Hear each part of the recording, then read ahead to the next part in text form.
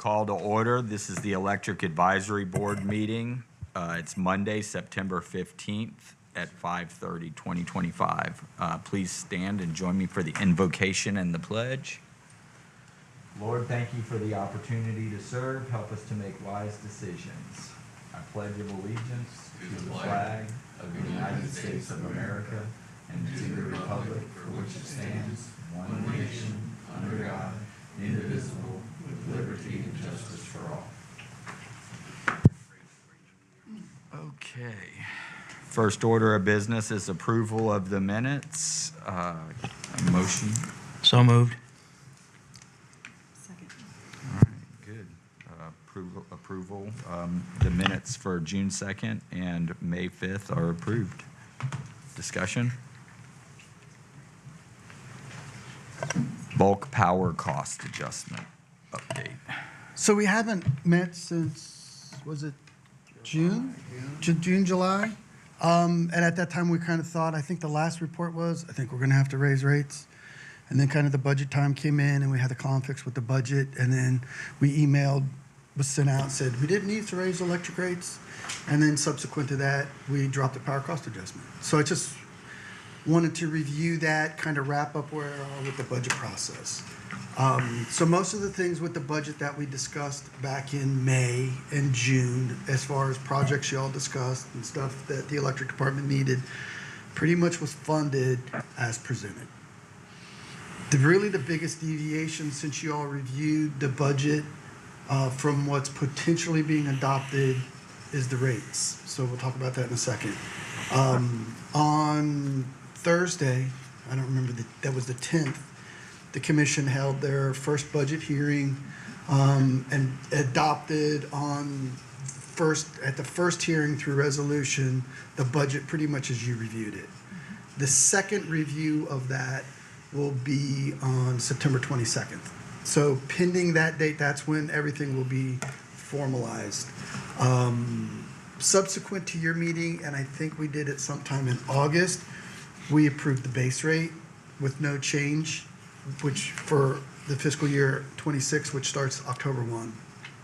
Okay, so you're up to speed. So just some justification then on, and I'll flip the slide. The power cost adjustment. So this is the chart. I think you guys have seen it before on the power cost adjustment. Of course, this works here, but not up there. That's me. I kind of put it in this format. If you go to our website and you look at the rate summary page that we do, you'll see this chart on there. The gray chart is the actuals. So this is for fiscal year 25 from October 24 through the end of this month. So you'll see we got all the actual numbers except for the last month of the fiscal year. And so the differences I wanted to kind of to show you here where, you know, we estimated our rate, and remember our rate is the base rate, which the commission does through the resolutions that we talked about. We thought this might need to go up, is then added to where we're at with the power cost adjustment, and then you get your total rate. So we were hanging out at that 127.97 number. Then in April, we thought we would need the extra 5 cents. We did that. So you see everything is kind of going along as we planned through September. And so in September 1, we made the power cost adjustment the $20 or 2 cents per thousand. So this number will reflect that. So the base rate will be 107, but this 25 will be 20. And that should be to be determined, right? So that's going to be 127. It's going to go back to this for the which shows we thought we were going to be higher, we're actually lower. Then we've kind of been tracking what our costs are from F&PA. So you see our estimated costs versus our actual costs, and we're pretty close. If you carry this number over for the same 2 years, we're about 93.5% of what we estimated. So that 6% delta accounts for a couple of $1 million. So it's not a lot, but it's enough to get you this delta, that $5. So what I think we saw our power cost a little bit less expensive than what we estimated. And then we didn't quite peak out as bad as we did in previous years, so that helps us on our over recovery numbers. So by the time we got to August, the hot months, we started seeing our recoveries go up, and about this point we were sitting on the 4.13 million. So that was the point where we started looking at the chart thinking, oh, remember we want this number to remain about 3 million. And so as we start leaking over this number, we go over to, give me 2 turns. So we go right over to this crazy chart. You saw this, and we start kind of plugging in numbers in it's this column. You can't hardly read it, to see where we come out over under. Go back to. So essentially what we determined is the power cost could come down. So this number is important because we're at 129. And so this over recovery, instead of being $1 million, we're estimating 1.79. So this is an estimated number at $20. This is an estimated number at $25. So you'll see this number. So if we kept going at the current rate, we'd be at 3.26 plus 1.5 or 1.04. So this would have started kicking us into the $5 million range, right? So we said, don't need to do that. Flip the slide. And we come up with kind of, you don't see the actuals in this column, but we start setting up the estimates. So same base rate, now a power cost at $20, and then these are all our estimates where we end. So we walk into the fiscal year, I think that says 4.2 million. 4.281. Is that what it says? Yeah. So it, it says 4.293. And so then we start rolling our estimates, and you see some big losses. Typically where we do it in the middle of the year, but what we try to do is we try to keep this number constant, the power cost adjustment constant, so everybody has the same rate. And then at the end of the year, we estimate, okay, we'll be right at $3,078,038. So if everything is perfect, we should be bam right on that number. I think flip the slide one more time, and that goes back to that. So really that's the report. So basically, I think hopefully we have one fixed cost for the next year in 26. Hopefully if it goes anywhere, we can go down, but we probably won't be making those determinations go back until probably we get into the springtime. These April, May, June months are really important because that's where we start seeing some deviations. We see some deviations up in the winter months too. So, extreme cold can mess us up and extreme hot messes us up. So if everything turns out the way it is, we should be pretty consistent for 26. What this then does for 27, it's anybody's guess. Going that far, I think it starts getting too far because now we're starting to get into power costs where we don't have hedges in from FMPA. We get into just to load factors and growth factors and all sorts of other smaller things that affect the rate that we don't know. So really moving beyond that really becomes tough. So, but we feel good for 26. So hopefully in 26, we stay around the $127.97 mark. That's really all we have for you. I can keep chatting if you want, but that's where we're at. Thanks, Al. Roll call. Before you do that, Al, did you want a TF streetlight rental rates at all? No, I didn't. But now that you brought it up, you let the dirty little secret out of the bag. Okay, so one of the things that Brad and the gang are working on is streetlight rentals. The margin that I think is in there is somewhere in the $1 million ballpark of potentially maybe what we're not collecting. So Streetlights are a component of a couple of different things. One is the streetlight rental. So the city actually is probably our biggest, the utilities' biggest streetlight customer. So all the streetlights you see up and down Main Street and 27 and in corporate city limits, 441, those are all city streetlights like any other city has in their municipal corporations.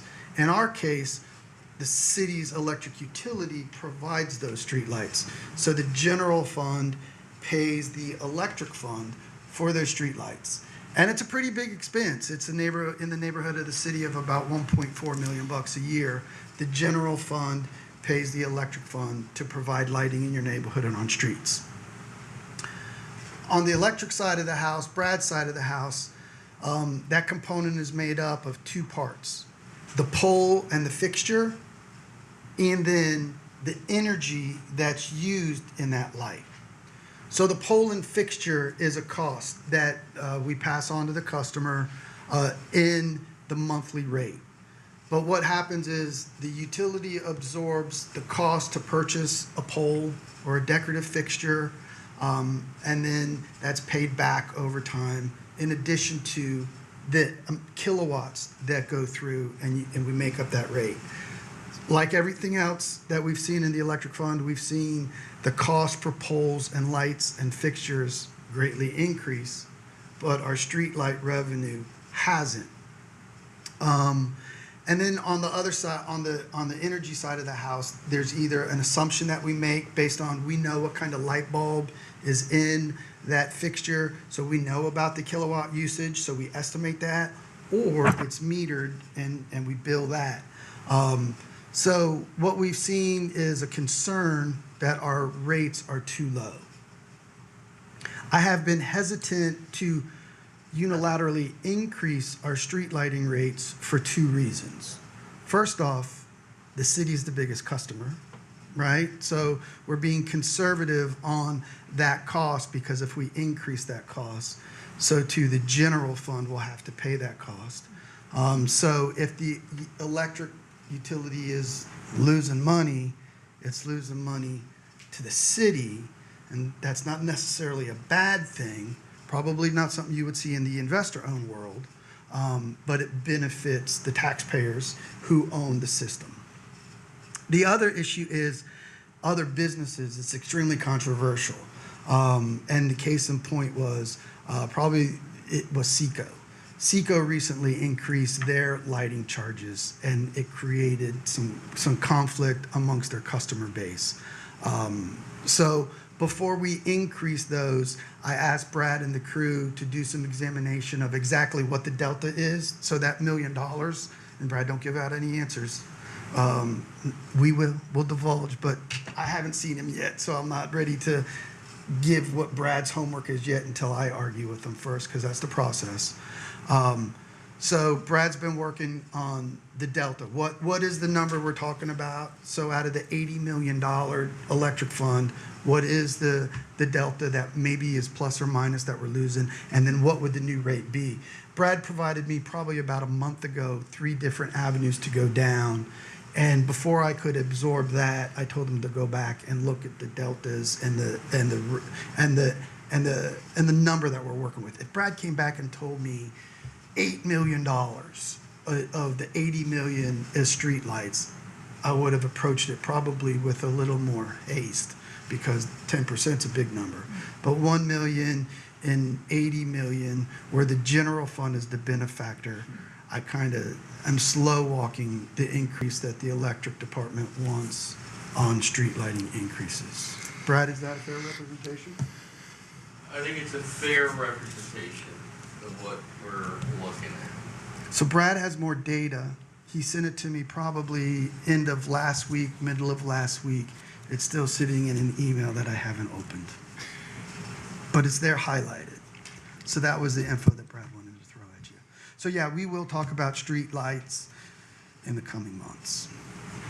Do you know a percentage of the streetlights for the city of Leesburg? Like, what does that pie chart look like as to who else are considered customers, or what do they represent? We did, number 1 is Leesburg.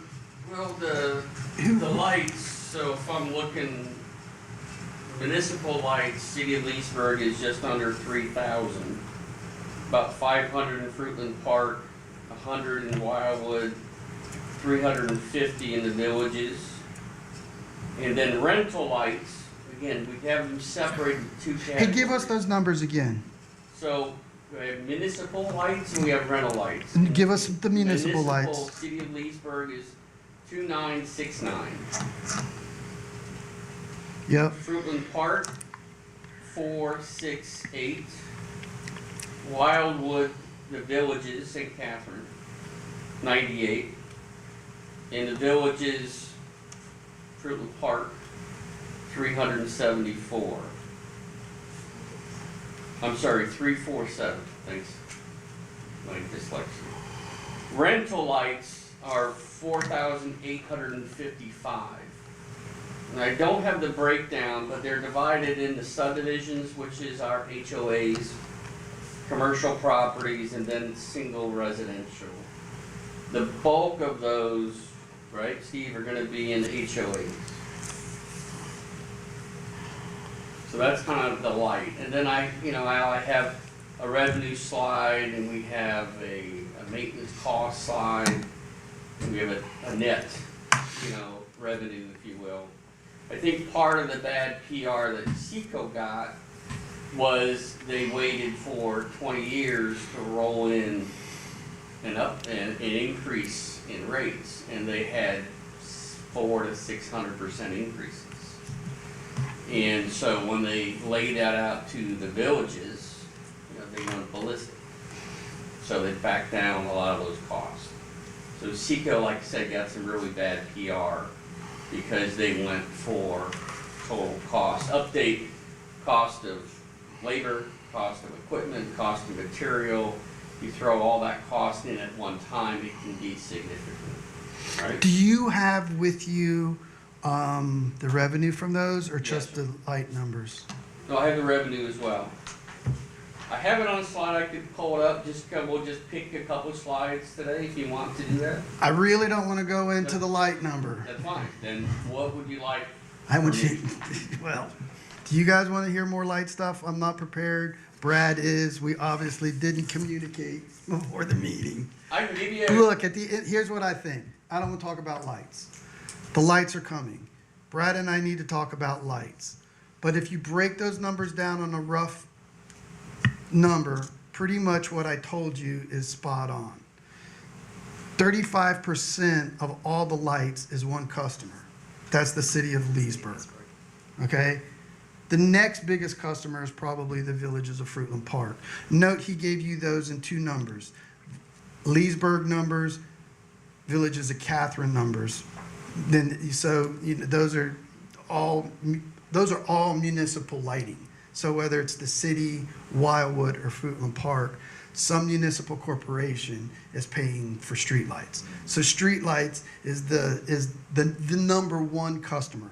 Then the 455, that's tons of other businesses that go from probably one street light to a lot of street lights like Jenkins. I need to talk with Brad so that we have a uniform front before we start talking street lights.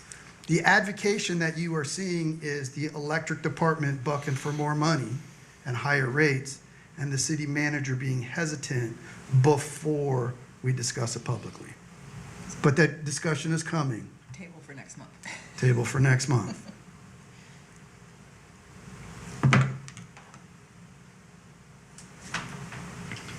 Okay, roll call. I have nothing. Nothing. Okay, I'll entertain a motion to adjourn. Motion. A second. Adjourned. Next.